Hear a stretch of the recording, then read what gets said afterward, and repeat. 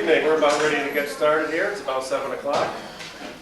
Welcome to the Paradise City Forum. My name is Darrell G. LaFleur, and I serve as a forum moderator as well as on the steering committee. Tonight we have present Northampton's two mayoral candidates, Claire Higgins and Richard Feldman. Thank you both for participating. The Paradise City Forum is a proactive, nonpartisan coalition open to all concerned citizens and community groups for the purpose of improving and maintaining the quality of life in Northampton. In addition to hosting public forums, the PCF maintains a website, www.paradisecityforum.org, where readers can join a Yahoo email list. Through this listserv, people can share information, news, and a variety of opinions regarding community issues and events. We also will pass around the sign-up sheet for anyone interested. Our guest moderator for the evening is Annalise Fonza, a city planner and doctoral student in the Department of Landscape Architecture and Regional Planning at the University of Massachusetts, Amherst. So let's have a round of applause for our moderator and two panelists.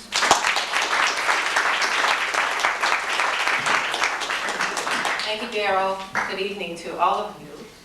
I want to thank Paradise City Forum for inviting me and for this opportunity to moderate tonight's forum as opposed to a debate. This is the third of 3 forums for me to moderate in the last several months, and I always learn something in the process. And I've had the opportunity to meet with both Mayor Claire Higgins and Rick Feldman, and I want to thank them both for that and for what they have volunteered to do tonight by coming and participating in this forum, by answering questions and giving you and me a vision of their own campaign. A few things, housekeeping issues, so to speak. If you do have cell phones or any other gadgets that make noise, could you please put them on blink? I don't know what those could be. But put them on blink or whatever it is that they're silent, vibrate. And also the bathrooms are located out the door toward the back around the hall. I know the women's bathroom is all the way over there, all the way around the corner. And I think the men's bathroom is conveniently right across the hall. I don't know what that's about. A man must have designed this place. Let's see, any other questions? We won't take a break. The format for tonight will be that both candidates will give introductory statements, followed by a question from me, 1 question each. And then we will open it up for you to come either to the mic or stand where you are, whatever is comfortable. We would prefer, or in Paradise City, we would prefer that you would come to the mic so that they could have your voice heard on tape. So if you don't mind walking down here, and if there's a line, don't be bashful, but to walk down, and then you can use this mic here. When you ask your question, and indeed it should be a question as opposed to giving a speech, but when you ask your, I'm playful tonight, that's good. But when you ask your question, if you could then, you could stay standing, or it's probably better just to be seated, because each candidate will respond, have time to respond to the question. So to whomever you ask the question, then the other will respond. Okay? So I guess with that, we will open up. I want to thank, again, Paradise City, and I'm going to, we didn't flip a coin to see who would open up first, but who would be willing to give an initial statement. Which of the candidates would get flip a coin, or how do you two would like to do it?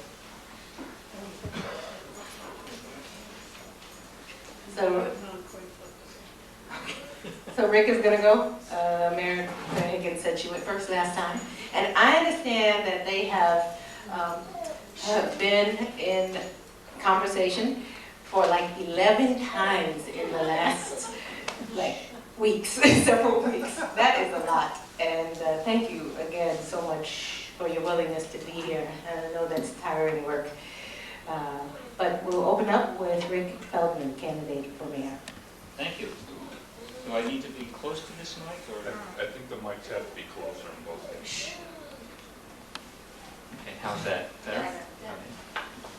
Well, thank you all for being here and coming out to join us for yet another discussion and debate. And I want to thank Paradise City Forum and Cable Access Television for doing this again. I think after tonight, if I have this correct, we have one more possible event scheduled with Valley Free Radio on Sunday.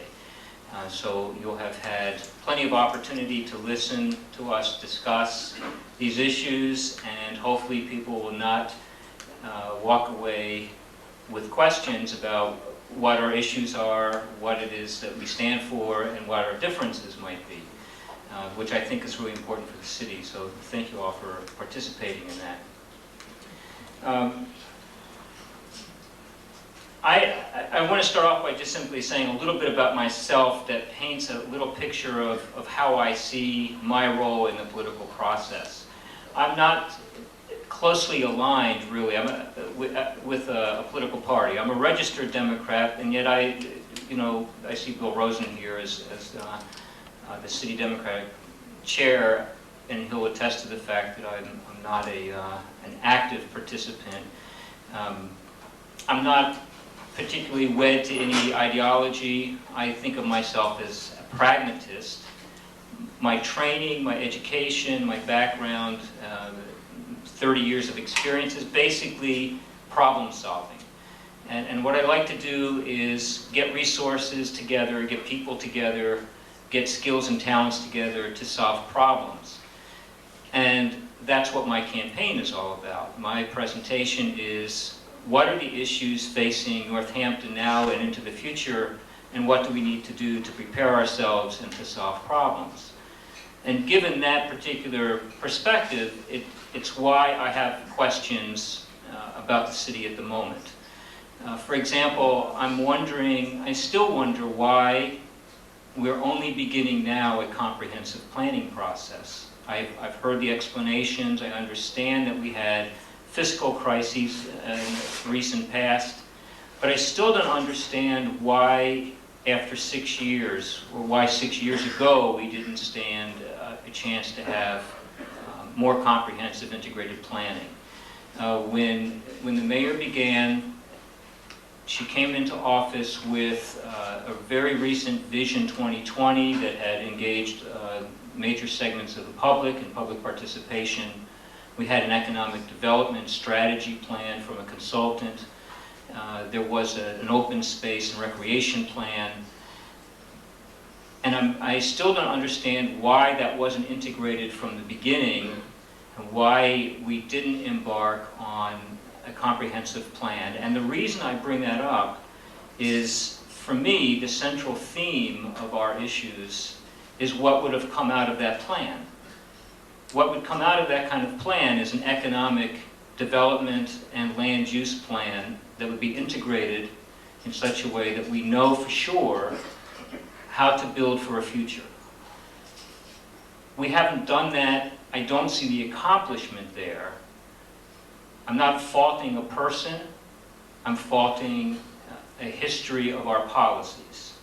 I think I bring the ability, the capacity, the skills, and the resources to take us in a new direction. And that new direction is simply to build the resources and capacity for Northampton to be independent from constant new taxes. I want to shift us from dependency on residential tax burden, and I want to shift us away an important amount, away from being dependent on state taxes. I've been involved in lobbying the state, going after state resources, trying to influence state policies for many years. It's certainly very important, and we can't give up that fight. But at the same time, we need to add an important component to our strategy. We need to be self-reliant. We need to have the independence and the economic surety to be able to address issues of economic disparity, affordable housing, adequate funding for education, directions that the city wants to move in on public safety, safe streets, water resources, open space. All of those things take resources, And those resources have to come from what we can generate through an economic development plan. So I keep emphasizing that, and that you'll hear that all night long. My basis is doing more with business, doing more with the economic structures and economic potential of Northampton so that we can solve the problems that confront us. I also believe very strongly in listening to every person in the room. That I've heard the comment, the paraphrase, we need to hear from those who don't want to be heard. But what I keep hearing is that there have been people screaming to be heard. There are people from the Coalition for Affordable Northampton Neighborhoods. There are people from Florence Center. There are Florence businesses. There's downtown businesses. There's people who have difficulty with mobility and access. There are seniors. There's plenty of people in the city who we don't listen to, but keep crying out to be heard. And I think that that's an important factor. We have to embrace people. We have to go out to be with people wherever they are. Democracy is not dependent on holding meetings and giving each person their 2 seconds or their 2 minutes at a public hearing. It's going out to the people, embracing the people, including the people, and bringing people together in a united way to address the future of Northampton. So those are the main issues of my platform. Unity, economics, closing economic gaps, and moving forward into the future. Thank you. Thank you, and thank you for your comments. Now, Mayor Higgins.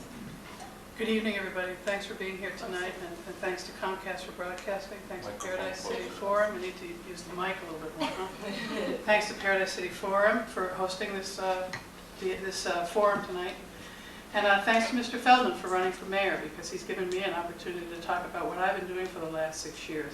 In our democracy, the way we hold people accountable for what they do in office is through elections. And in this city, we elect the mayor every 2 years. In the past 2 elections, I haven't had opponents that were willing. I think one time I didn't have an opponent, and one time my opponent was in Italy for most of the election. So I didn't really have an opportunity to have a debate about the issues of the day. Mr. Feldman has afforded us the opportunity, and he deserves our thanks for doing that. As I said, for the last 6 years, I've been mayor, and I have a record that many of you know. And some of you probably don't agree with things that I've done. That's the risk of executive leadership, is that you make people unhappy with you when you make particular decisions. Nevertheless, on balance, I think it's a record that I certainly am proud of.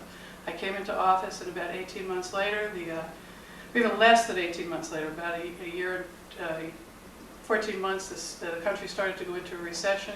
9/11 happened.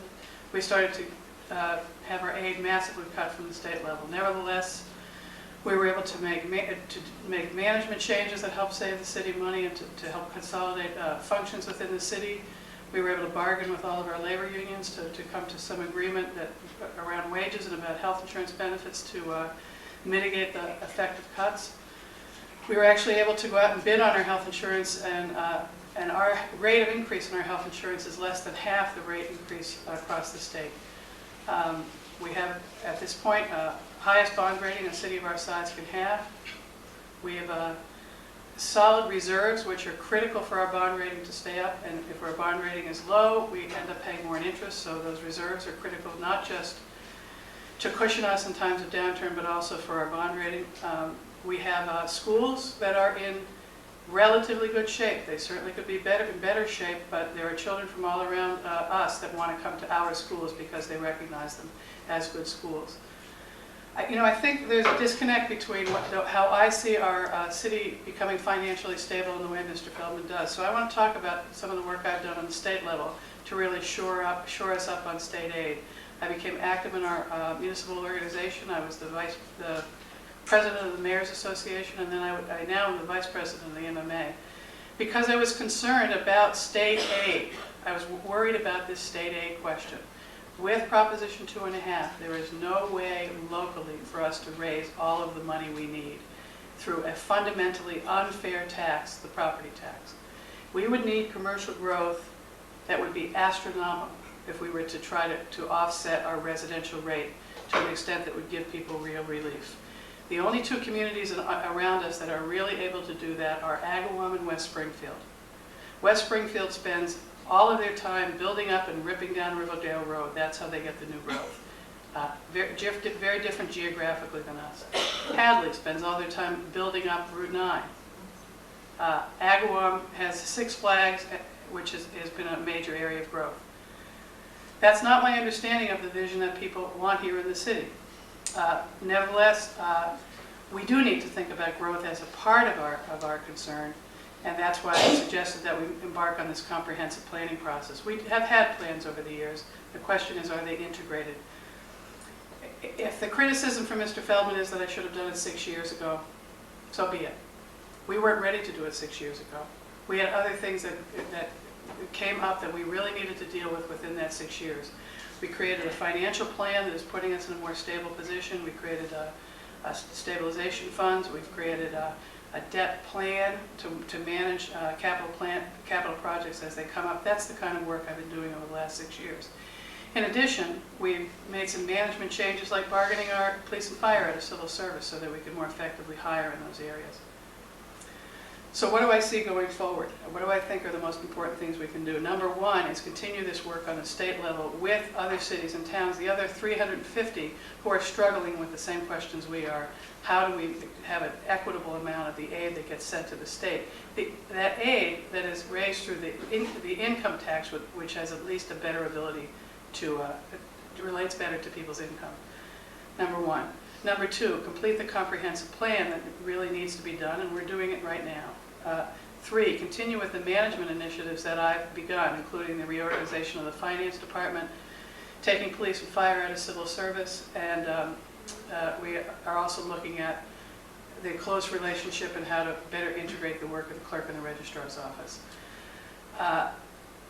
I want to stress again, when you're elected as the chief elected officer of a city of this size, with the many decisions that are made every day, some people are not going to be happy. And that's part of the reason why you elect one person and why we run every 2 years. And if you're not happy with the elected leadership, it really is all of our responsibility to vote out those people that we're not happy with. I feel like I have a strong record. I hope you'll consider me as you think about it, and I'm looking forward to talking about the elements of my record tonight. Thank you. Well, I think I'll start with you, Mayor Higgins, and Sure. we'll come back this way. One question, and the question is, if elected, what is the most important thing you'd seek to achieve during your term? So the operative word is achieve during a term. How many other ways have we heard that same question? Not that you're not all original thinkers, don't get me wrong. But we have answered that question, I think, before. But I'm going to attack it a little differently. There's lots of things that I think we're going to get done. Okay, I think we're going to get a good comprehensive plan. I think we're going to have our senior center being built. I think we're going to have the filtration plant built by 2007. There's a lot of things we're going to get done. The thing I'd like to achieve, and I'd like to see as a legacy, not of mine, but of cities and towns across the state, is a fundamental change in the relationship between cities and towns and state government. And I think this is the year to achieve it. I worked on a task force that was a statewide task force that called the Municipal Finance Task Force. We put out a report called Local Communities at Risk. This talks about how untenable the state aid situation is in the Commonwealth of Massachusetts. Massachusetts is 46th out of 50th in the amount of aid that comes back to cities and towns for education. That's appalling in Massachusetts, where we're supposed to be an education-oriented state. This is an election year. It's a gubernatorial election year, and it's a state rep election year coming up after this election. This is a time to put our elected state officials on notice that we want to change in this relationship. There are people in this room that are concerned about sprawl. The way we've set up our taxing system, sprawl is incentivized. The only way we can get above 2.5% in our tax levy each year is for new buildings to be built, new ground to be bought, new expansions to be made. That's the only way to get above the 2.5%. That's what my opponent is speaking about. We have a disconnect about that. I don't think that should be the way we make tax policy, is only through growth. We need to think this through in a fundamental way. 25 years ago, people voted for 2.5. They thought it would cap their property taxes. It's not working. Cities and towns are as dependent now on property taxes for their budget as they were 25 years ago. We need to rethink and rearrange the way we have this equation made with the state. And if we can achieve at least putting that on the horizon, at least putting that on the agenda and pushing that question, and it's going to take everybody in this room, and it's going to take everybody across the state, then I think we will have achieved something that will benefit everybody that comes after us. Thank you. So, to you, Rick, Same the same question. Since you've heard it so many Wait, I times. don't think I'm too surprised. First of all, let me say that I'm not talking about sprawl. I don't think you could find somebody who's more anti-sprawl. I took a visit today. Somebody drove me up Birds Pit Road to look at some sprawl, in fact, and I was horrified to see how land has been used to accommodate our housing needs. And in fact, in particular, two large developments, one's going in, that are super large, very expensive houses that have consumed vast amounts of what had recently been open space and wetland. And in fact, a friend of mine used to go fishing on one of the streams up there, and you can't even go near the stream at this point. So sprawl is not what it takes. Economic development is not sprawl. Economic development is using resources wisely, and it's a process in which you create wealth and retain wealth for community benefit. It's not a process of eating up the landscape. And it's important to understand that distinction, because I think there's a lot we can accomplish in the way of business support, business expansion, that's already in the places that are zoned for it and in the places that are prepared for it without having to consume the rest of the landscape.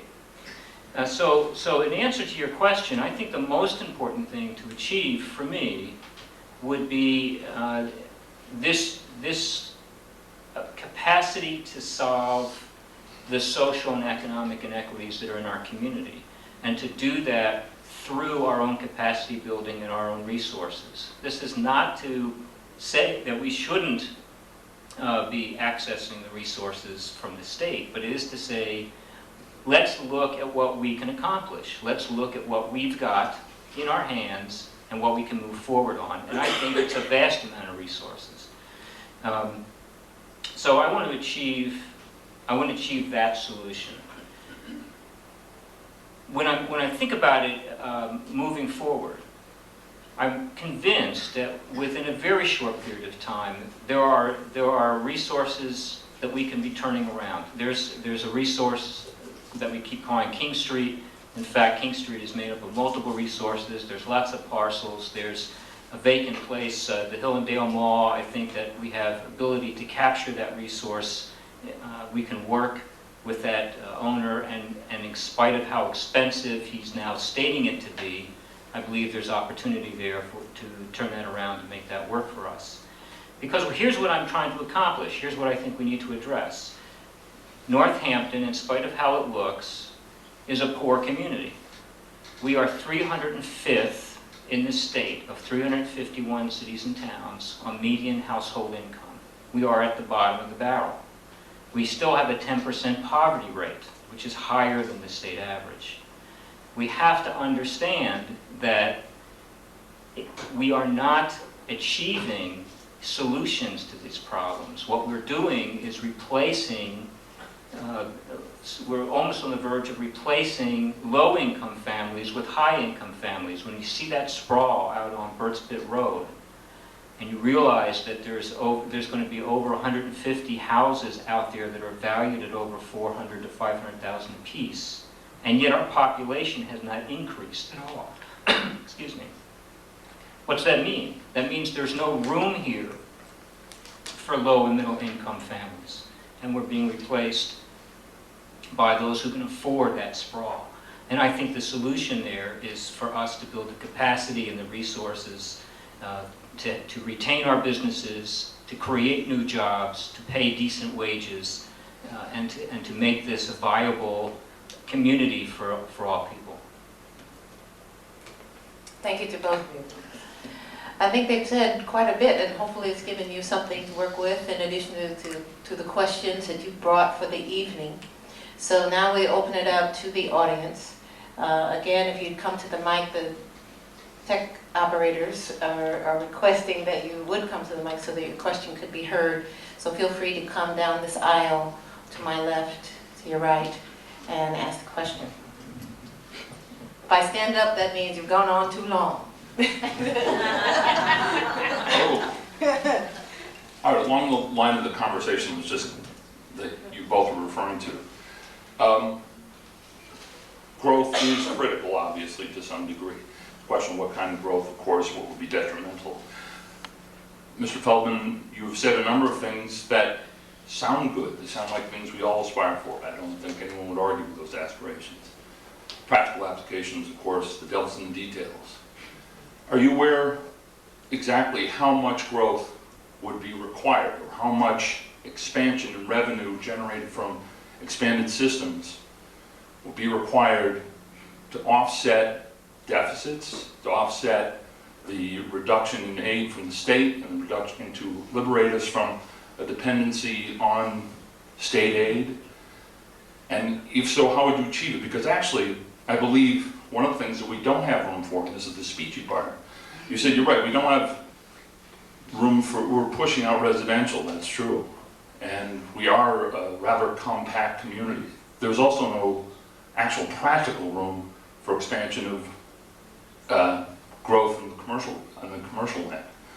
King Street, of course, as you said, there's one property actually referred to that's not obviously going to do it. So where does the rest of this money come from? And would you please tell me what you think, at least in an abstract, what is required to relieve us of the dependency from state aid? The amount of economic growth that we would need to totally alleviate any funding from the state is, as the mayor said, astronomical. No question about it. So the goal is to not say that we're going to cut ourselves off and become an economic island. We are going to always need state aid at some level. The question is how independent can we be? At what level can we achieve capacity internally in our location and in our region so that we're less dependent and we're more capable of flexing our economic muscle? And to that degree, I think the opportunities are enormous. King Street, in spite of there being that one big vacancy that we all focus on, King Street is a evolving opportunity. Though today we've seen it rapidly become a vast array of car lots, I don't think that's the finished product of King Street. I think there's going to be, and there are opening other parcels on King Street for infill. There's other opportunities for creating incubator sites around the city for smaller businesses. Not every business needs to be the scale of even a Cole Morgan, which is relatively medium-sized business. There's opportunities downtown. There's opportunities on Pleasant Street. There's opportunities that will be emerging on Hospital Hill eventually. I disagree with the premise that we don't have anything in Northampton to do. When we get done really analyzing our open space plan, for example, one of the things that it does is that it helps identify places where you can, in fact, develop small business opportunities. The businesses that we need to bring in for creating wealth and retaining wealth do not need to be IBMs and General Motors. They need to be multiple small, high-capacity businesses. Those are the industries and the technologies that will create good-paying jobs, that will give us the ability to afford. Affordability isn't just a question of pricing, it's a question of how much income you have to buy something. So all of that contributes. I'm not looking at replacing millions of dollars in state aid. I'm looking at starting a process, so that we have some businesses that are generating wealth for the entire community. And I don't think we've even started. We've had I've heard of one new business moving into the industrial park that manufactures, I think, some kind of ice cream scoop or ice cream container. They employ 7 people. They moved here from Pennsylvania because they like the area. That's pretty meager growth in the period of time that we've had, and I think we need to see more, and I think we can have a lot more. You want more details? Why? No offense, but I want to answer my question.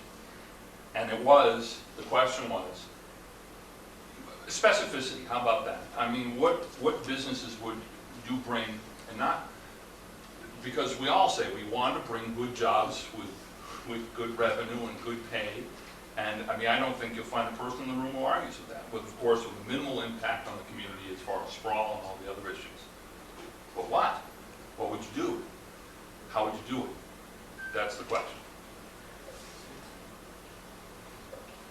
In this community, what I would do is I would have a group of people. I've talked about creating an economic council, and the economic council would be business people, local officials, citizens. And we would be working with research institutions and higher education institutions to identify spin-off opportunities. There are spin-off opportunities. There are businesses that start every year from the university and from the 5 colleges that leave this area. Why did they leave the area? Why are they moving to Boston? Why did they move to Springfield? Or why did they move to Hartford? Because we're not in touch with them and we're not finding a way to retain them here. So let's find out what it takes to retain them here. They're not huge businesses. They're 5, 6, 7 person operations. There's alternative energy. Congressman Oliver did a study of the northern tier section of Massachusetts that was within the last year. One of the things that they identified is the vast number of alternative energy technology firms that has made Massachusetts a center of alternative energy devices, one of them being in Greenfield, that I think you've heard of the vegetable oil conversion business that's gotten funding. There's one in East Hampton called Grease Car. These are great opportunities. They're not huge, but they can exist on a small footprint, create very good jobs, and be located here. So why aren't we attracting them? What does it take to find out what they need to be welcome and at home in Northampton? That's the question. So they're there, we have to go get them. I'm going to have to continue with Mayor Higgins at this time, so she has time to also answer the same question if you like, and then we'll go on with the next question. So, Thank you. Thank you. I think actually the question was how much new revenue would those businesses bring in, or that expansion bring in, but there was a second question that sort of got answered, which is about the economy. So I really want to split this in 2 ways. There's what's good for the city's economy, and then there's what's good for the city budget. And sometimes those 2 things aren't the same thing.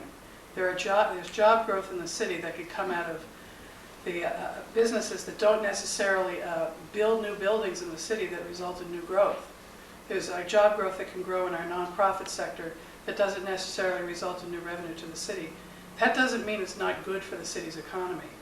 Relocating businesses in otherwise empty buildings, or new businesses coming into a vacant space, is great for the city. Doesn't mean we have new tax revenue for the city, but it's great for jobs. It's great for people's income. I don't think there's any disagreement on that question.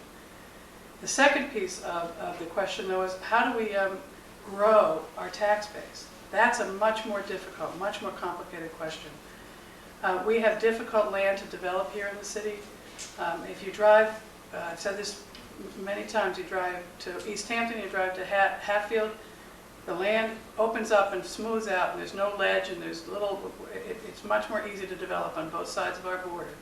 Inside our borders, ledge, wetlands, streams, beautiful, hard to develop. So we have to be a little bit more creative. Our single biggest asset in terms of undeveloped land has been the state hospital property, a long process to bring that to fruition. We're now ready on the South Campus because we've been able to work towards getting grants to develop there. We're now ready to put the roads in and the infrastructure in to allow for commercial development on that south side of the campus. That's a place where new businesses can go. We've had the zoning in place for old warehouses to be incubators for new businesses. We don't have as many old warehouses as some other communities do. They were detriments. Then some communities have turned into assets. The ones that we have that are moving into good productive use, but that's not an asset we have to the extent others do. Just to put it in perspective, every $1 million worth of new growth brings us $12,000 to the city's budget. So to pay for a teacher, we need $4 million worth of new growth. Okay? To close the gap that we've had, to get to 5% growth in any given year, we need about, over our allowed 2.5% increase, we need another $750,000 to $1 million.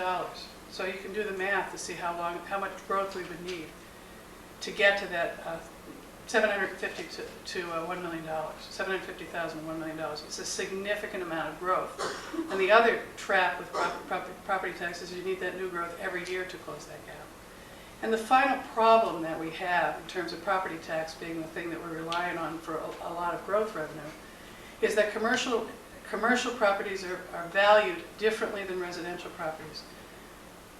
Residential properties are valued on their sale prices. So if your neighbor sells their house for way more money than you ever thought they should be able to get for it, which happens in a lot of neighborhoods these days, the value of your property goes up as well. Commercial properties are valued based on the income approach. What are they making for income? So in the recession of the last 4 years, commercial values actually have stayed flat or in some cases gone down. So we're not getting the growth on the commercial side, partly because of the way the state assesses commercial taxes. I don't particularly think it's a fair way. It's something that I've talked to folks on the state level about. Very difficult to change that, but it's a concern. So new growth has to be part of our equation in terms of closing gaps in city budgets, but it really has to be balanced with that fight on the state level to create a fairer way of distributing state aid to cities and towns. And I just would like to note that there's a reconfiguration of state aid for schools, and the Senate side, Stan Rosenberg has been very supportive of this approach, and they use median household income instead of per capita income.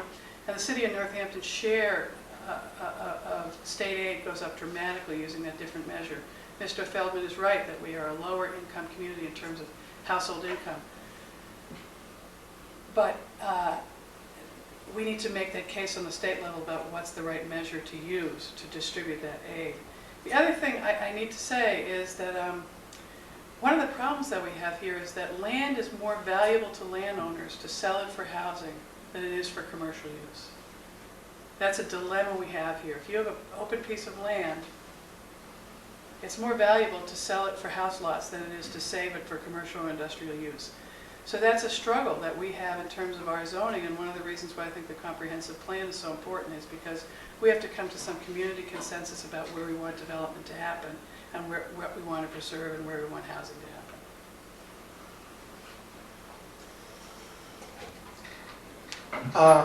This question is for the mayor. I watched the earlier debate on the computer, and you referred to the quality of water. You discussed the fact that the water was brownish in color, but the real problem with the water isn't the color. It's odorless, tasteless. You can't see it. The problem is that it's carcinogenic, potentially, over a period of time. And I didn't understand your response. When you asked about it, you said you drink the water all the time. Given that the Environmental Protection Agency has ordered the city to spend over $20 million to build a water filtration process, to they apparently think it's a very serious problem. And I'm wondering, was your answer without thinking? I drink the water all the time as if it's not a problem. And a follow-up question is, if the Environmental Protection Agency wasn't ordering the city to build a water filtration plant, would you go on allowing the children in the city to drink that water? Okay, thanks for the question. I said I drink the water all the time because I don't feel that it's a danger to me. And I don't believe that because I've read what the EPA has put out, and it's very clear that it's over a long period of time, prolonged exposure, and we're in the process of building a plant that will come online in about 18 months. Let me just give you a little history here because I think it's important to know the history.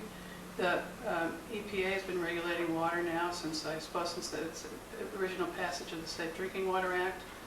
There was a certain level that was allowable under the Safe Drinking Water Act of THMs and HHAs, which are the two, the issue that we have really is the HAAs, haloacidic acids. There's been allowable levels of that in the water since the passage of the Safe Drinking Water Act. Our water is tested every month. We're required to report the levels to the EPA. In '93, the EPA decided they didn't want any surface water being distributed through municipal water systems. Our water met their requirements in 1993. The then Mayor Mary Ford filed for a waiver from filtration, and the EPA granted the waiver because they felt that we met their requirements. In the year 2000, we exceeded their requirement, and it became clear that we were going to exceed the new regulation that they had because the regulations were changing. And we agreed that we would build the plant. And we began the process of updating the engineering and doing everything else that we needed to build the plant. When it became clear to me, so what I'm saying to you is when it became clear to me in 2000, I think it was 2001, that we needed to that the regulations were changing and we would not be in compliance, that the EPA thought it now was important to ratchet down the levels.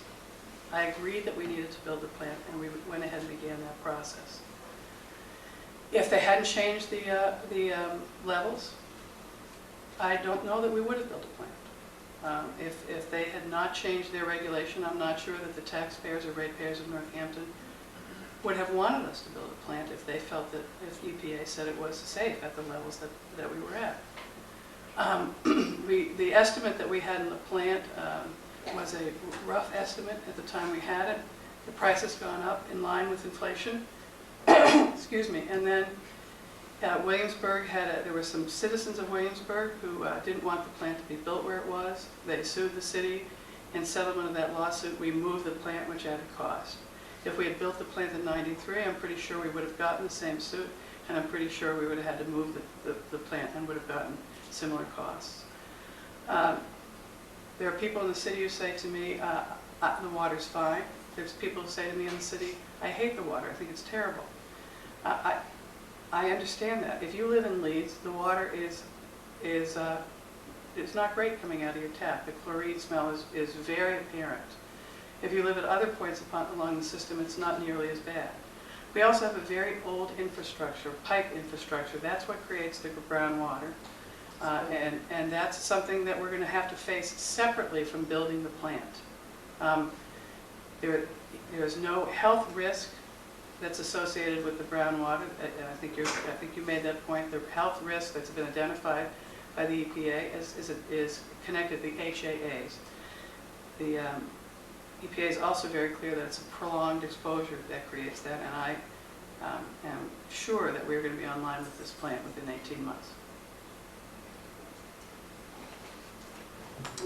Thank you. Rick, would you like to respond? Sure. I'll add my sense to this. A number of years ago, I did in fact run an occupational health and safety program at the university, and came into contact with some of the same issues. You know, what are the standards, and how do you determine whether something's carcinogenic, and over what period of time, and you know, what are exposure rates, and so on. And you know, the conclusion on what makes something carcinogenic is fairly up in the air on this regard. When we get these water bulletins that tell us that exposure over some period of time and at some you know, it doesn't tell you exactly what the quantity is or what that period of time is, because in fact the standards that the EPA determines are based on infrequent and controversial tests within the scientific community. You know, you expose some living organism, usually mouse or rat, to what's presumed to be the carcinogen, and if it dies over a certain period of time, they say, well, that's unhealthy for human consumption. But nobody knows, you know, what the rate is. So things are, in some circles, things are either carcinogenic or they're not carcinogenic. So, for example, we have determined that smoking cigarettes creates lung cancer. Is it 1 cigarette or 1,000 cigarettes? It, you know, depends upon the smoker. One thing that we've learned on the water supply is that the introduction of chlorine to water does in fact create acids that are carcinogenic. So the solution is to figure out how to remove that substance. How do you do something? How do you keep the water clean and not use chlorine? And that's not going to be resolved by the filtration plant. The filtration plant is going to remove organic material that causes harm on one level and reduces the amount of organics in the water. So then we have to put chlorine in anyhow to kill off whatever things are generated by the organic materials. Now, presumably we'll have less organics in the water, so therefore we don't need as much chlorine. We'll still be using chlorine, and it's up for grabs. What's the bet on how much chlorine is going to make that water safe or unsafe?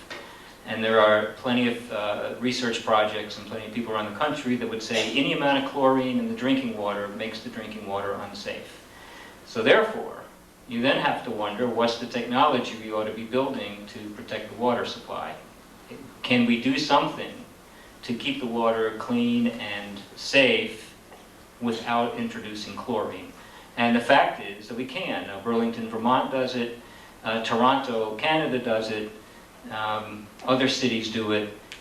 What's that technology, and shouldn't we be looking at that if that's the issue? Should we not be looking at something that allows us to get through without ever using chlorine? And I guess, you know, from my point of view, it's not a good thing for a public official, I'll say this, to say that you would drink the water all the time, I think is misleading to some people. You know, some people would say, well, if the mayor drinks it, it must be safe. But if, in fact, if you're a parent and you have a child and that child's been exposed to this water over a long period of time, it may have been harmful to the child. So I think the safest thing to say is, I drink it, I don't worry about it, but I understand that plenty of people would worry about it, and here's why. And we ought to do something to make that water as safe and clean as possible.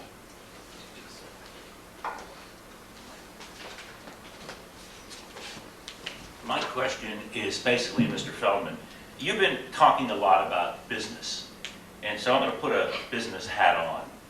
And electing a mayor is a great deal like hiring somebody to do a very big and very serious job.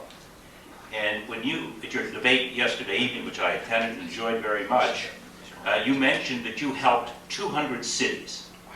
And then I looked at your website, and I saw that not only did you help, that is to say, do planning, do analysis, whatever you did for 200 cities, you also had the UN in there, you had countries in there, so you've done a great deal. Could you tell us what you did, and what are the cities that we might call if we want to find out what you did, if it was a good job, and if they hired you to do more things? Because in a sense, you're asking for a job as mayor of our town. So I'd like to know, you've told us what you've done, but what do all the people think of you who've hired you to do these kinds of jobs? Fair question. So we'll look at references. What I had was I did this under several auspices, but let's talk about the business. I had a business called Quartet Systems. And what Quartet Systems did was it took some software that we had been working on through the U.S. Department of Agriculture and the Forest Service. That was mainframe level software. I mean, it was pretty complex, ran on these giant machines and did all kinds of great calculations. And we figured out how to move this software onto a desktop. At that time, these were, if you remember, desktops weren't what they are now, but we moved the software onto a desktop that allowed you to do some really interesting things. You could look at your local economy and your regional economy and model it in ways that were pretty transparent, not super complex. You didn't need to be an economist. You could say, oh, what happens if I added this industry? What happens if I had to put in environmental protection regulations? What happens if I wanted to do something in the way of conservation? So you could play with all kinds of scenarios for your local and regional economies. And we started selling that software. And as we sold the software, we discovered that a lot of cities, towns, and organizations and countries and the UN said, well, help us use that software by coming to us or by working with us to help us understand it and then figure out how do you implement something. So we did that. We worked in quite a variety of settings, quite a variety of cities and towns, and all of them are pretty unique. I mean, what was neat about this piece of software, the thing I liked about the software and about the workshops and the consulting we did was it was very tailor-made. There's really, there's very little that you can do in the way of a cookie cutter. There's a technique to economic development and there's strategies, but really what happens is you go to a town, you go to a location, they tell you what they're trying to accomplish and you work through it in great detail. So the places that we worked on, I'll give you a couple examples. In Gallatin County, Illinois, working with the Fish and Wildlife Service, they wanted to figure out what can we do in the way of conservation and wildlife protection that also would have some economic benefit to us. And so in looking at that, we saw, gee, here's an opportunity to build a wildlife sanctuary along the Wabash River, which is one of their borders. And in so doing, you could create sort of kind of an ecotourism opportunity for that part of Illinois. So a couple other counties around them, but leading with Gallatin County, which is very rural. We're talking about like fewer than 10,000 people over the size of, say, all of Hampshire County. So pretty spread out. What could we do to achieve this? So we worked with that county, then the state government had to get involved, and the U.S. Fish and Wildlife Service, and work out a strategy to create this wildlife sanctuary that would allow them to earn money, be actually their first non-agricultural economic development project, and at the same time have this conservation project. So that was an example of one of the pieces of work that we did. One of our users was the National Environmental Defense Fund. They were looking at concerns about atomic energy in different states. And how could you figure out what happens with atomic energy plants and what would be the detriment to the economy? So I can go through lots of details, but my point about this is that I'd be happy to supply a list, and I'll give you that list, and it does include New Zealand, and it included Australia, and they used our software, they used our consulting, and they used the modeling techniques. Now, what did they think of us? Did they call us back? Yes, they were repeat users. Not everyone was happy with us. In fact, one of our projects was with the state. The state was a consumer of ours. They bought the software, they hired us to do consulting, and what they had wanted to do was build huge second home development on, what's the mountain outside of Adams? Mount Greylock. Well, we did the study, we did the analysis, and we said your idea is ridiculous. You're going to ruin the mountain, and you're not going to make any money, and you will impoverish the town of Adams. Well, they weren't happy with us, but that was the finding. I mean, that was the result. We couldn't help that The state didn't hire us back, but the Audubon Society did for their next project. Thank you, Rick. Mayor Higgins, response? Well, that was, I think, a pretty candidate-specific response. There may be some people here who don't know what work I did before I was the mayor, but I will just mention that I worked in childcare for many years in this community. I was fortunate to work with kids who, some of whom have come up to me recently and told me they're going to vote for me, so that's kind of nice. They were 3 years old when I met them.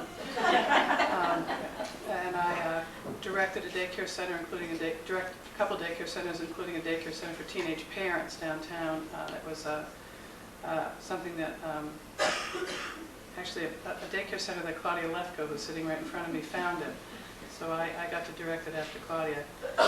I also worked as a union organizer for District 65 of the UAW for a couple of years, and I was the child care program director at HCAC here in Northampton. So I spent most of my working life working with children and families, and primarily in this community, some in Amherst. And I have to tell you, that's been a wonderful thing for me to have had that privilege of seeing those children grow up, and many of them stay in this community. And in fact, have some of their children in childcare. Sometimes I worried about how young those kids were, and the moms were, but it was a real privilege to me to have that experience. Good evening, Mr. Feldman and Mayor Higgins. I'm glad we're talking about early childhood programs, and I just have a question for you. I know we're all concerned about poverty in the area and creating self-sufficiency. I wonder, if you're elected mayor, what you'll do to promote Project Head Start, and how do you feel that can help create self-sufficiency in our community? Thank you. Actually, this is directed to both of them. Okay. Because you're both familiar with Head Start. That's the beauty of it. Thank you. Beauty of it. Well, yeah, Head Start is absolutely, I think Head Start is a wonderful program. And it frightens me every year when I see that the federal government comes up with one latest scheme to eliminate probably one of the best federally funded early childhood programs in the history of the world, frankly. I think it's an amazingly powerful program. I have to say, first before I get into Head Start, I want to say something about my own introduction to early childhood was with my child. I was a high school teacher, and as a high school teacher, I have to admit to a prejudice. When I was a high school teacher, I had the prejudice that the only hard-working teachers were, of course, high school teachers. We really worked hard, and we were the cream of the crop of the teaching profession. And then my daughter went to preschool. I had a daughter, and she went to preschool, and I went and observed, and I was amazed. I've never seen people work so hard. I realized, my God, anybody who can do that job every day and take care of children and do it that well, walk on water as far as I was concerned. Absolutely phenomenal profession, something so underrated, underpaid, undersupported at every phase of our society. It's appalling, absolutely appalling. So we put our children, we put their lives in the hands of people who we end up not respecting by not paying them what they're worth, by not giving them the support that they deserve. Well, Head Start comes along and starts to imply, at least, an opportunity to change that, at least by providing substantive federal funds, some performance standards for the organizations that run Head Start. You know, this is how you have a good Head Start program, this is what it looks like, this is what it ought to do, and insists that not only do you provide early childhood, but you work with the whole family. And in working with the whole family, you're supposed to be helping that family achieve self-reliance, which means that you're helping that family learn how to become an income earner, how to become good parents, how to then work with the child as the child ages, and it becomes a very whole approach to child rearing and to childhood education. And the idea of it is that the child will then become the one who can break out of the cycle. It's an anti-poverty program. It's not, I don't want to say this. It's an early childhood program, but it's designed to be an anti-poverty program. So I think it's an incredibly great program. I'd hate to see it end. I'd like to see it expanded and better funded.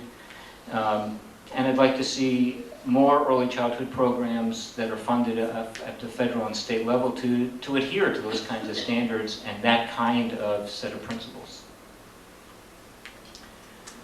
Thanks for the question. It's obviously a topic near and dear to my heart, and I'll take that as a compliment. Rick, did you mean that I also walk on water? As an early childhood teacher. Just checking. I used to walk on water. I used to walk on water. And I should add, and I don't want to cut into this, I do have to add this. When I came to work at Hampshire Community Action Commission, I do want you to know that Mayor Higgins had a phenomenal reputation. And there were many families who talked to me about what a wonderful teacher and manager she was. So I have to applaud you on that. Thank you very much. I appreciate that. When many years ago, before I lived in Northampton, I did some volunteer work in a Head Start program in New York City. So I go pretty far back understanding what the basis of Head Start. We had, and I think we still do have a wonderful Head Start program here in our city that struggled over the last couple of years as HCAC struggled. And for our city, I think it's important that Head Start have a presence, as I think it's important for child care for low and moderate families, moderate income families have a presence. The city has rented the Vernon Street School for $1 a year had rented it to HCAC and now is renting it to FCAC to house those early childhood programs. And I think it's a wonderful reuse of a school building, a building that had been dedicated to children and now continues to be in service to children. The programs that were run by HCAC have been picked up by other vendors. FCAC is running the child care programs, and I understand that the Head Start contract is out to bid. I hope that comes back home to a local vendor soon, and that there is a partnership made between the Head Start programs and whoever's running the daycare for low and moderate income children, because Head Start's facing a little bit of a turning point in its identity. Welfare reform means that there are no longer as many women who are able to stay home with their children as long as they were before welfare was changed. And so many of those parents have to go into the workforce much earlier than they initially had to a number of years ago. And so the need for full day and full year programs for those children has become more and more apparent. And I agree with Mr. Feldman that all early childhood programs should have the kind of performance standards that Head Start does. And I think good early childhood blended full day Head Start child care programs for our young children in our community is an important resource for them to have. What we do in this community, I think the first thing we can do is make sure that the buildings that our early childhood programs in are quality buildings. We had a model with Non-Tuck Community Child Care where they needed a building, they needed a home. The VA hospital wasn't willing to house them anymore for good reasons. The VA wasn't able to keep them. They approached the city about Fiker School, and we borrowed the money to renovate the Fiker School building, and that money is being entirely paid back, or just about entirely, because we're keeping one space in the building through the rent that we're charging non-Tuck community child care. So it's a wash for the city in essence, but that we have preserved that child care resource for the community. We're going to have to look at the Vernon Street School building, which is in tough shape, but I think Mr. Feldman would agree with me, and we're going to have to figure out how to make that building a safe and cheerful and bright place for children to be spending their days. And that's something I hope we can do in the next term.